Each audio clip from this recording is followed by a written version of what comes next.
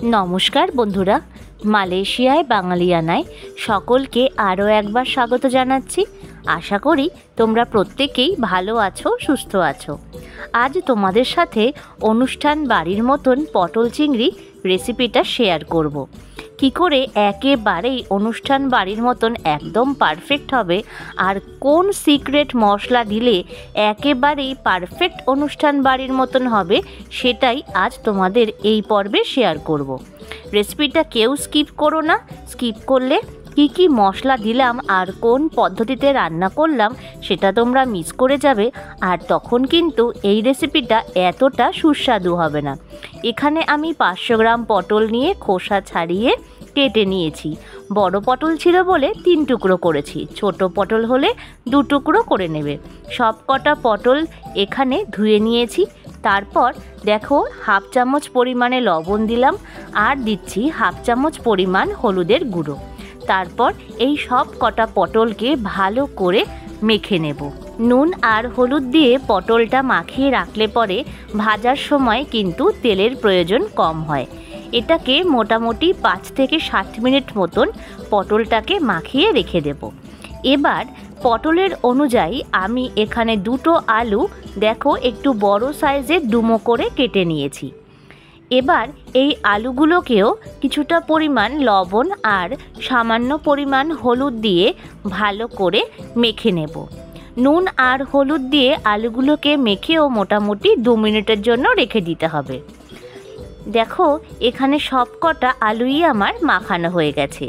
আজ আমার চ্যানেলে যারা প্রথম ভিজিট করছো তারা আমার চ্যানেলটাকে সাবস্ক্রাইব করে আমার পাশে থেকো। আলুটা মাখানো হয়ে গেলে সাইডে সরিয়ে রেখে এখানে আমি 250 গ্রাম পরিমাণ ছোট চিংড়ি মাছ নিয়ে নিয়েছি। তোমরা চাইলে বড় চিংড়িও ব্যবহার করতে পারো। ভালো করে ধুয়ে নিয়েছি আর অবশ্যই কিন্তু মাথার দিকের শিরেটা ফেলে নেবে। তারপরে চিংড়ি মাছগুলোকে হাফ চামচ নুন আর হাফ চামচ পরিমাণ হলুদ দিয়ে মাখিয়ে রেখে দিতে হবে।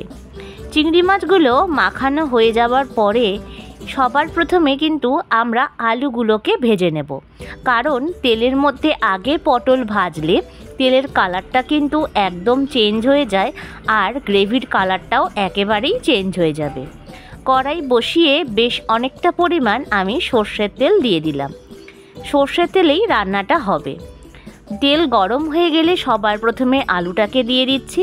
তারপর আলুটাকেও বেশ লালচে করে ভেজে তুলে নিতে হবে। দেখো এখানে আলুটা আমার লালচে করে ভাজা হয়ে গেছে, তাই এবার আলুগুলোকে আমি তুলে নিচ্ছি। তেলটা বেশি দেওয়ার কারণ আমি পরে আর তেলের ব্যবহার করব না। আলুগুলো তুলে নিয়ে পটলটা দিয়ে দিলাম। এবার পটলগুলোকেও বেশ লাল লাল করে ভেজে তুলে নিতে হবে। দেখো এখানে প্রায় সব কটা পটলই আমার ভাজা হয়ে গেছে, তাই এবার পটলগুলোকেও আমি তুলে নিচ্ছি। এখানে একটা ছোট্ট টিপস, পটল ভাজার সময় গ্যাসের ফ্লেমটা মিডিয়ামে রেখে পটলটা ভেজে নেবে। পটলগুলো তোলা হয়ে গেলে চিংড়ি মাছটাকে দিয়ে দিলাম। চিংড়ি মাছ একদমই বেশি ভাজবে না, মাত্র 30 সেকেন্ডের মতো নাড়াচাড়া করে চিংড়ি মাছটাকে ভেজে তুলে নিতে হবে। না হলে চিংড়ি মাছ রাবারই মনে হবে খাওয়ার সময়, আর তখন কিন্তু গ্রেভিটা একেবারেই অন্য স্বাদ চলে আসবে। চিংড়ি মাছগুলোকে একে একে তুলে নিচ্ছি। চিংড়ি মাছ ভাজা তোলা হয়ে গেলে যেই তেল থাকবে তার মধ্যেই কিছুটা ফোড়নে দিয়ে দিচ্ছি গোটা মশলা। দারচিনি, 4টে এলাচ আর 4টে লবঙ্গ দিচ্ছি, একটা তেজপাতা ফাটিয়ে। তারপর ফোড়ন থেকে সুগন্ধ বেরোলে একটা বড় সাইজের গোটা পেঁয়াজ কুচি আমি দিয়ে দিলাম। আর তারপর দেখো পেঁয়াজটাকে একটু নাড়াচাড়া করে নিচ্ছি। এখানে সামান্য জিরে ব্যবহার করতে ভুলে গিয়েছিলাম বলে এখন দিয়ে দিলাম। সকলের কাছে তার জন্য আমি ক্ষমা প্রার্থী। এবার ভালো করে নাড়িয়ে চাড়িয়ে নিচ্ছি যাতে পেঁয়াজের সাথে জিরেটাও বেশ সুন্দর করে ভাজা হয়ে যায়। পেঁয়াজটা যাতে তাড়াতাড়ি নরম হয় তাই জন্য দিয়ে দিলাম হাফ চামচ পরিমাণে লবণ। এবার কিছু মশলা আমরা অ্যাড করব। তার জন্য এখানে আমি মিডিয়াম সাইজের একটা হাফ পেঁয়াজ, 8 কোয়া মতন রসুন আর 1 ইঞ্চি আদা কেটে নিয়েছি। এবার এটাকে মিক্সির জারে ভালো করে পেস্ট করে দিয়ে দিলাম। তোমরা চাইলে পুরো পেঁয়াজের পেস্টও ব্যবহার করতে পারো, কিন্তু তাহলে গ্রেভিটা অনেকটাই গাঢ় হয়ে যায় আর খেতে একদমই ভালো লাগে না। তাই অল্প পেঁয়াজ আমি ভাজা করেছি আর কিছুটা পেঁয়াজ আমি পেস্ট করে দিলাম। কাঁচা গন্ধ চলে গেলে এখানে আমি 2টো টমেটো পেস্ট করে দিয়ে দিচ্ছি। টমেটোটা পেস্ট করে দিলেই গ্রেভিটা থিকনেসটা বেশ সুন্দর আসে। দেখো এখানে ভালো করে নাড়িয়ে চাড়িয়ে নিচ্ছি যাতে মশলার কাঁচা গন্ধটা একদম চলে যায়। এই সময় আমি কিছু মশলা দিচ্ছি 1 চামচ পরিমাণে লবণ, 1 চামচ পরিমাণ হলুদের গুঁড়ো আর দিচ্ছি 1 চামচ পরিমাণে কাশ্মীরি লঙ্কার গুঁড়ো, যাতে রঙটা খুব সুন্দর আসে। তারপর মশলাটাকে ভালো করে তেলের সাথে মিশিয়ে নেব যাতে মশলাটা সুন্দর করে কষা হয়ে যায়। নাড়াচাড়া করতে করতে দেখো কালারটা কিন্তু অনেকটাই চেঞ্জ হয়ে গেছে।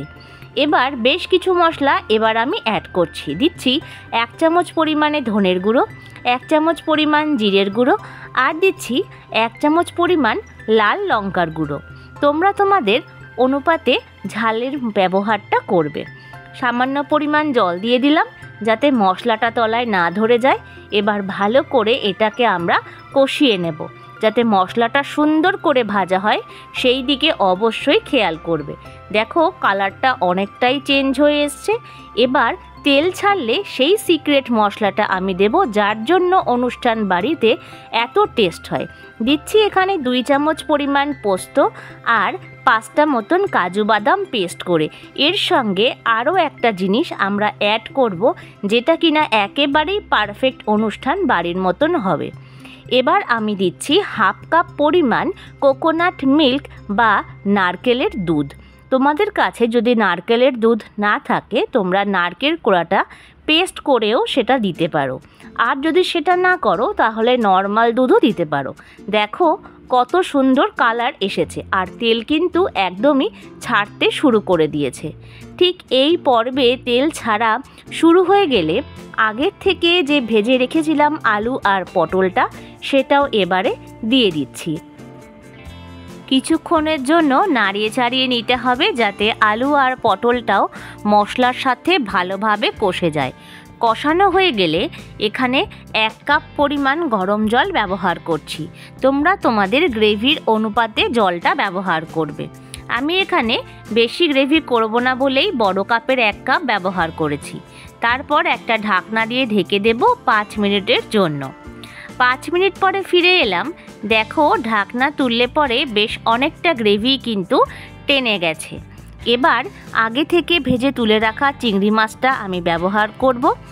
চিংড়ি মাছ দেওয়া হয়ে গেলে 5 মিনিটের জন্য গ্যাসটাকে লো করে এটাকে ফুটিয়ে নেব যাতে গ্রেভির থিকনেসটা প্রপার আসে। দেখো 5 মিনিট পরে কালারটাও চেঞ্জ হয়ে গেছে, তাই দিচ্ছি 1/2 চামচ পরিমাণ গরম মশলার গুঁড়ো আর 1 চামচ পরিমাণ ঘি আর দিচ্ছি 1/2 কাপ পরিমাণ কুকিং ক্রিম। এটা তোমরা স্কিপও করতে পারো। তারপর ভালো করে নাড়িয়ে চাড়িয়ে নিলেই রেডি আমাদের পারফেক্ট অনুষ্ঠান বাড়ির মতন পটল চিংড়ি। ভিডিওটা ভালো লাগলে লাইক শেয়ার কমেন্টস করো, আর আমার চ্যানেলে যারা আজকে নতুন ভিজিট করেছো তাদেরকে সাবস্ক্রাইব করবার অনুরোধ রইল। আর পুরনো বন্ধুদের অনেক অনেক ভালোবাসা। প্রত্যেকে ভালো থেকো, সুস্থ থেকো, অনেক আনন্দে থেকো। আমি পিয়ালি আসছি পরের ভিডিও নিয়ে।